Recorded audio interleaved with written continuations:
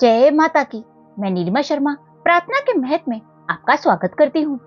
आज के हमारे इस वीडियो में मैं आपके लिए माँ दुर्गा के 8वें स्वरूप माँ महागौरी की कथा लेकर आई हूँ। अगर आपको ये कथा पसंद आए तो नीचे कमेंट बॉक्स में जय माँ महागौरी की अवश्य लिखें। तो आइए सुनते हैं माँ महागौरी की कहानी। नवरात्रि के 8वें दिन माँ दुर्गा के 8वें स्वरूप माँ महागौरी की पूजा अर्चना की जाती है। नवरात्रि के दौरान माँ के 9 रूपों की पूजा की जाती है। नवरात्रि के 8वें दिन का महत्व बहुत अधिक होता है। इस दिन कन्या पूजन भी किया जाता है। जैसा कि नाम से ही प्रकट है कि इनका रूप पूर्णतया गौर वर्ण है।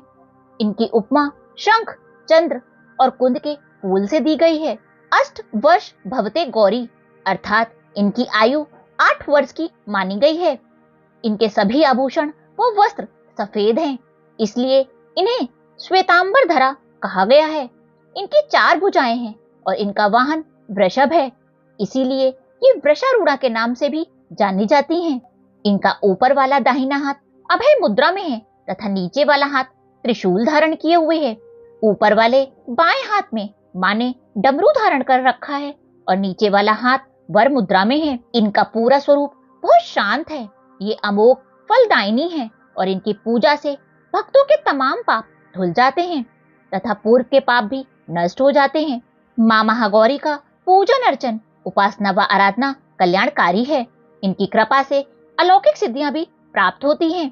देवी पार्वती रूप में इन्होंने भगवान शिव को प्राप्त करने के लिए कठोर तपस्या की थी। एक बार की बात है, भगवान शिव ने पार्वती जी से कुछ कह दिया जिससे कि देवी का मन बहुत दुखी हुआ और पार्वती जी तपस्या में लीन हो गईं। इस प्रकार वर्षों तक कठोर तपस्या करने पर जब पार्वती जी नहीं आई तो पार्वती जी को खोजते हुए शिव जी उनके पास पहुंचे। वहां पहुंचकर देवी पार्वती को देखकर आश्चर्यचकित रह गए। पार्वती जी का रंग अत्यंत ओजपूर्ण था। उनकी छटा चांदनी के समान श्वेत और कुंद के फूल के समान धवल दिखाई दे रही थी। तब भगवान शिव ने उनके वस्त्र और आभूषण से प्रसन्न होकर देवी उमा को गौर वर्ण का वरदान दिया।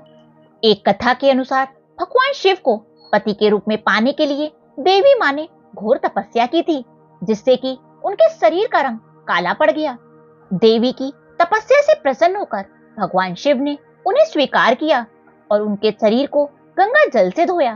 तब देवी विद्युत के समान अत्यंत कांतिमय और गौर वर्ण की हो गई। तभी से इनका नाम महागौरी पड़ा। महागौरी जी से संबंधित एक अन्य कथा भी बहुत प्रचलित है, जिसके अनुसार एक सिंह काफी भूखा था। वह भोजन की तलाश में वहां पहुंचा जहां देवी उमा तपस्या कर रही थी। देवी को देखकर सिंह की भूख बढ़ गई, परंतु वह देवी का तपस्या से उठने का इंतजार करने लगा। इंतजार करते करते वह सिंह वहीं बैठ गया। इस इंतजार में वह काफी कमजोर हो गया।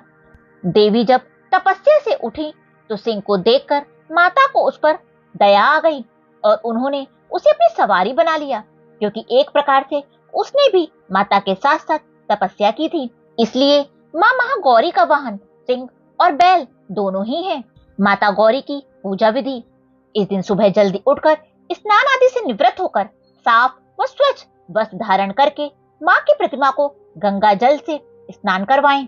मान्यताओं के अनुसार माँ को सफेद रंग अति प्रिय है, अतः उन्हें सफेद पुष्प अर्पित करें।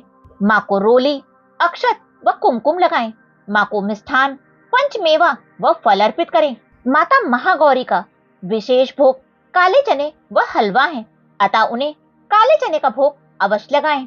माँ महागौरी का ध्यान करके उनके बीज मंत्र का 108 बार जाप करें। तत्पश्चात कपूर से उनकी आरती करें। अष्टमी के दिन कन्या पूजन का भी विशेष महत्व है। इस दिन कन्या पूजन करके उनसे आशीर्वाद लें।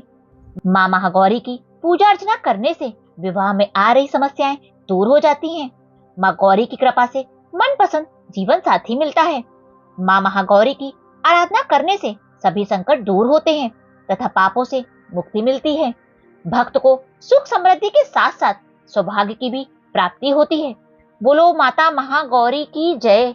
बोलो माता दुर्गा की जय।